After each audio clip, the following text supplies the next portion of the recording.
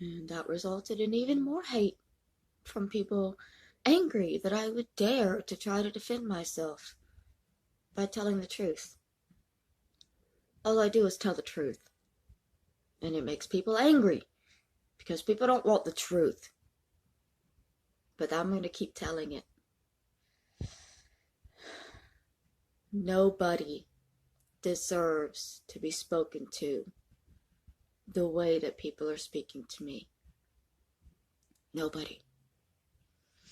Nobody deserves to be made to feel like they're a murderer for not giving up a vital living organ to somebody who did not want them. And y'all can say, well, you're just trashing your mother. You're just talking shit about her. I'm telling the truth. Telling the truth about somebody should not be considered talking shit. We need to get past that as a society.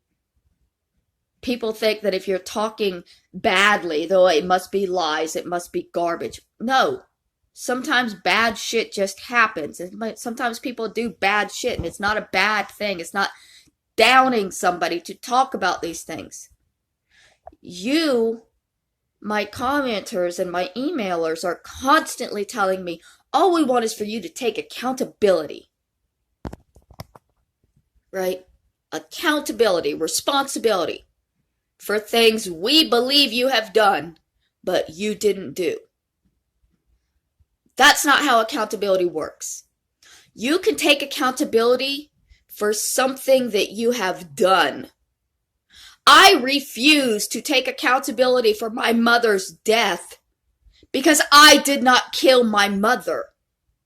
She drank heavily for 40 years. You do not get to blame a child who won't give up their vital organs when the woman drank herself to infinity. It is nobody's fault that another human being drinks themselves to death. Period. She made the choice to drink. And many people say, well, it's an addiction. You can't just get over it. No, you can't. But when you're living for 40 years that way and refusing to stop for any reason, okay? And when she was a child, the reason was because her father sucked and her mom was gone. Fine. Well, then she got married and the reason was all these fucking kids and my abusive husband. Fine. Well, then her fucking abusive husband killed himself. Well, now I have to deal with this. I can't stop drinking now. My husband just died. Okay, fine. Well, now your son's dead. Well, I can't stop drinking now. My son's dead. Okay, fine. Well, now your mother's dead. Well, I can't stop drinking now. My mother's dead. Do you understand how this works? Do you understand that there's always going to be another excuse? Always going to be something else. The same thing that was stopping her from stopping became the reason that she kept going. Well, I can't stop drinking. My husband's beating me for every night. Well, he's dead now. But I loved him, so now I have to deal with that.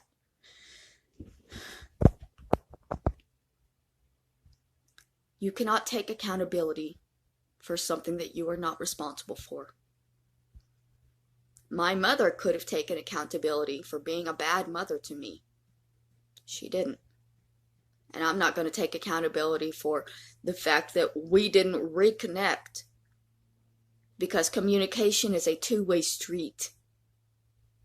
She could have reached out to me. She knew how to contact me. Everybody in this family knows how to contact me. My family is watching this video right now knowing that they could comment anything they want, that they could email me, that they could Facebook message me. They tell people they don't know how to contact me. That's a lie. Because they watch every single video I make. They know where I live. They know everything about me. Except legally how to contact me. Funny, everybody else knows how to contact me. The things that you people keep saying I need to take accountability for are not my fault. You want me to take accountability for the murder of Roberta Laws. I didn't murder Roberta Laws. And I'm not taking accountability or responsibility for a crime that somebody else committed. I did not kill her. I did not want her dead. I never even went to trial as an accessory or an accomplice because I didn't do anything. The man who murdered Roberta Laws is in prison. He pled guilty. He pled principle that he is the only person guilty. And yet for the last year, people have been telling me that I need to take accountability for this crime. No, thank you. I won't take accountability for something I did not do. I take accountability for things that I have done. I was a heavy alcoholic. And I accept that. And I admit that.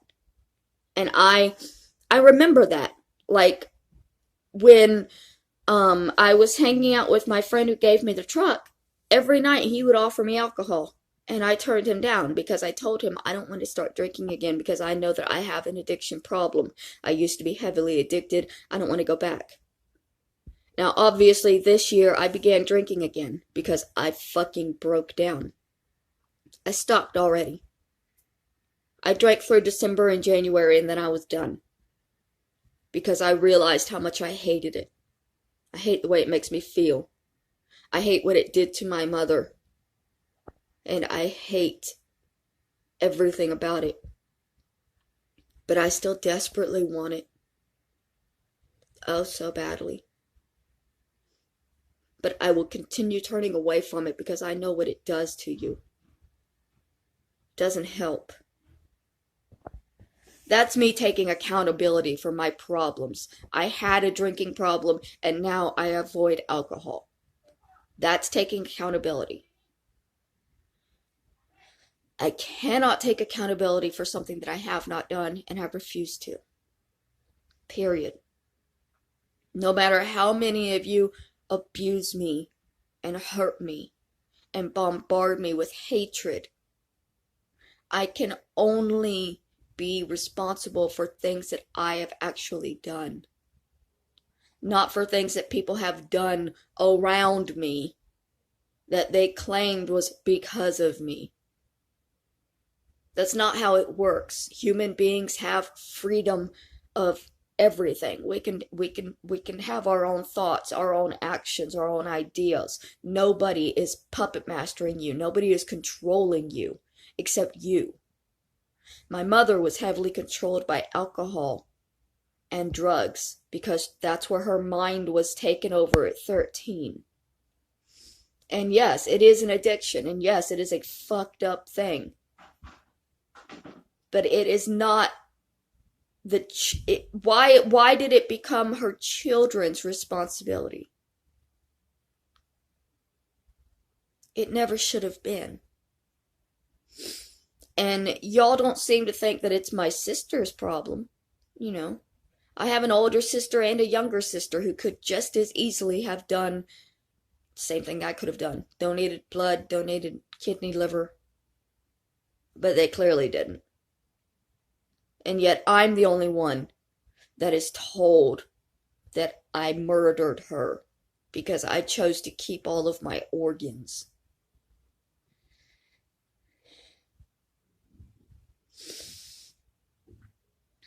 And people are going to see it.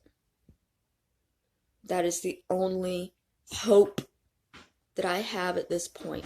That one day, the right people are going to find my channel. And they're going to see the comments. And they're going to see the truth and the honesty in my words.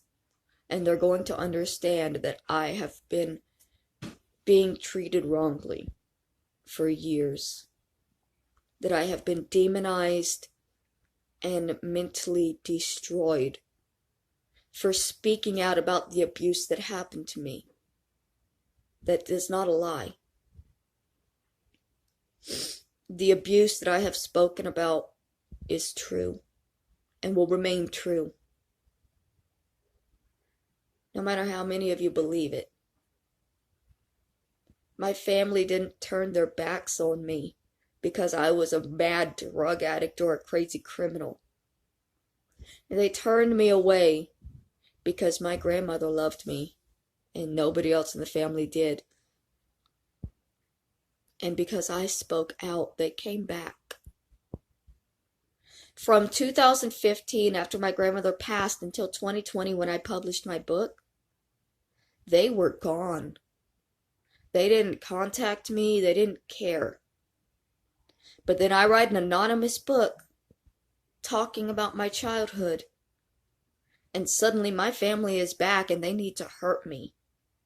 And they need to destroy me, and they need me to kill myself.